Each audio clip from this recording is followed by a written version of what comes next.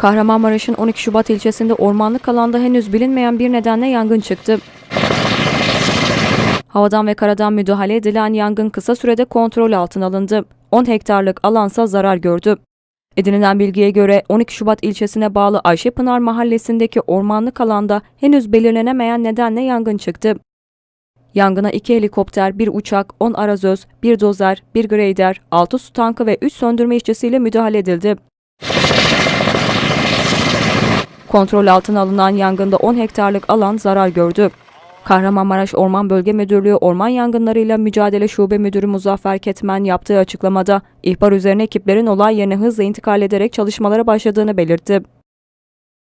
Ekiplerin yoğun çalışmaları sonucu alevlerin kontrol altına alındığını belirten Ketmen, soğutma çalışmalarının devam ettiğini bildirdi.